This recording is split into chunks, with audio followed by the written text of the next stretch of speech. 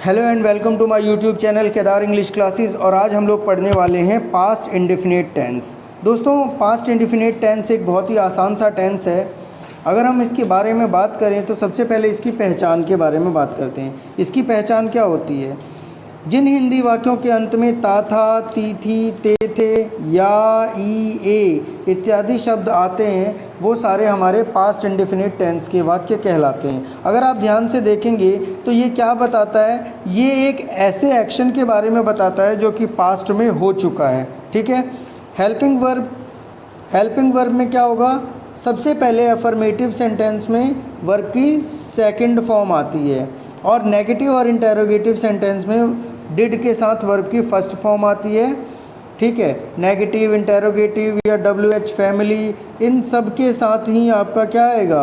Did के साथ verb की फर्स्ट फॉर्म आएगी। फॉर एग्ज़ाम्पल, आपके पास कुछ एग्ज़ाम्पल हैं, जैसे कि पहला एग्ज़ाम्पल है मैं दिल्ली जाता था। मैं दिल्ली जाता था या फिर मैं दिल्ली गया, दोनों का मतलब एक ही है। दोनों का जब इंग्लिश ट्रांसलेशन होगा तो वो एक ही होगा। जैसे कि आई वेंट टू दिल्ली। ठीक है। तो यहाँ पे आप देखेंगे वर्ब की सेकंड फॉर्म आ गई।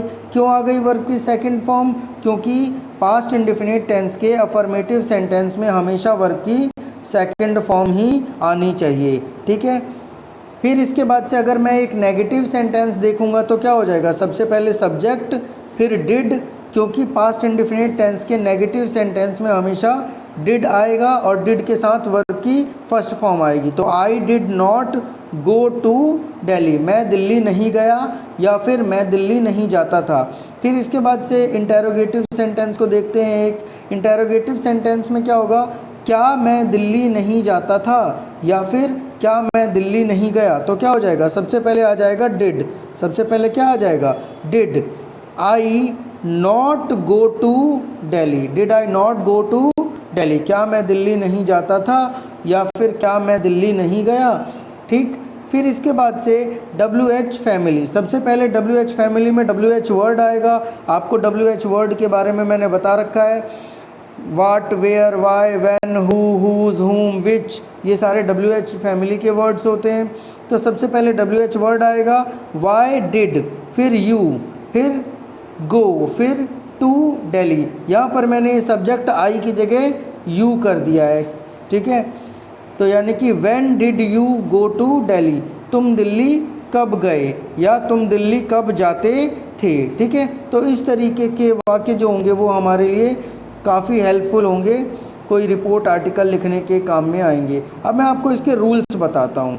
इसके रूल्स देखेंगे। सबसे पहले अगर हम अफर्मेटिव सेंटेंस का रूल लेंगे तो क्या हो जाएगा? सबसे पहले सब्जेक्ट, फिर उसके बाद से वर्ब की सेकंड फॉर्म और फिर ऑब्जेक्ट।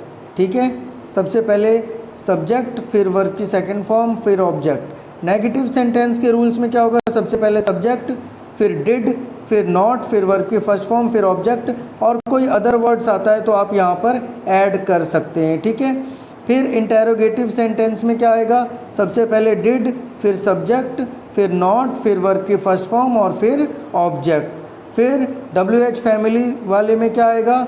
सबसे पहले WH वर्ड, फिर डिड, फिर सब्जेक्ट, फिर अगर नॉट है तो नॉट लगा देंगे, नहीं है तो कोई बात नहीं, फिर वर्ब की फर्स्ट फॉर्म और फिर ऑब्जेक्ट, और फिर कोई अदर वर्ड्स आता है वो लगा देंगे और फिर क्वेश्चन मार्क। ठीक है। तो मुझे लगता है कि आपको ये पास्ट इंडेफिनिट टेंस काफ़ी सिंपल तरीके से समझ में आ गया होगा।